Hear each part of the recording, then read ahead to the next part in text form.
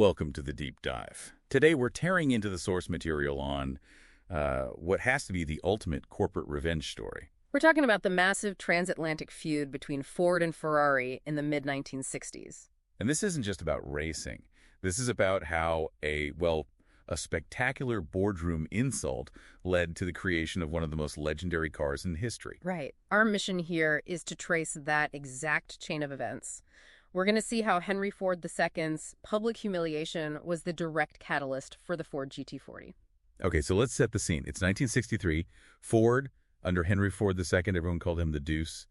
They have a bit of an image problem. A huge one. They build family cars. They needed a performance image, something younger, and, the fastest way to get that... Just buy it. Exactly, just buy Ferrari. The deal was rumored to be for about $10 million.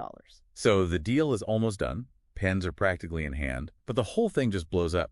Drilling down into the sources, it all hinged on one single clause in the contract. It did. It all came down to autonomy. What specifically? Ford's contract said that all major racing decisions, and this is the key part, especially about running at Le Mans, had to be approved by Ford's people back in Dearborn.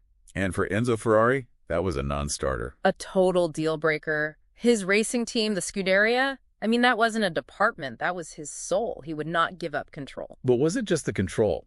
Because the insult that reportedly came next seems pretty personal. He said Ford built ugly cars. Oh, and the Deuce couldn't measure up to his famous grandfather. That was the real declaration of war. Henry Ford II was, by all accounts, just incandescent with rage. And that's when the famous order comes down. Simple. Absolute. Go to Le Mans, build a car, and beat Ferrari. But it didn't start well. The first 2 years, 64 and 65, were a total disaster for Ford. A humiliation. The first GT40's name, because they're only 40 inches tall, they're incredibly fast, but catastrophically fragile. Gearboxes, engines, everything just kept breaking. And all while Ferrari just cruised to victory after victory. So the Deuce does what he does best. He throws an incredible amount of talent and money at the problem. And this is where the whole program changes. He hands it over to Carroll Shelby, who then brings in his secret weapon, the brilliant but very abrasive test driver and engineer, Ken Miles. Right. So this is where the real innovation kicks in for the 1966 season. We're talking about the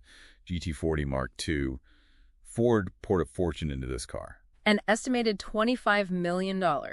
And the key change, the thing that made all the difference, was shifting from pure speed to absolute reliability. So what was the technical fix? A bigger engine. They dropped in this massive NASCAR-proven 7-liter V8. It was built for brute endurance. And then they did something almost paranoid. The engine test. The revolutionary 48-hour continuous engine test. They ran it on a dyno for twice the length of the actual race, just engineering out every possible weakness. And it worked. Leading up to Le Mans that year, they just dominated. They swept the podium 1, 2, 3 at Daytona and Sebring. Which put Ken Miles on the verge of winning the endurance racing Triple Crown, a historic achievement. So we get to Le Mans in 1966. It's an invasion. 8 Fords line up against just 3 factory Ferraris. And the Fords just set this blistering pace. By the 10th hour of the race, all the factory Ferraris were out. They'd all failed. Ken Miles was leading by 4 laps. The win was in the bag. And this is where corporate ego steps in.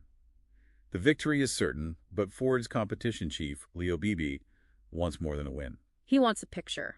A staged 3-wide photo finish to symbolize Ford's total dominance. So he actually orders Ken Miles, who is leading comfortably, to slow down and let the other Fords catch up for a photo op. He did.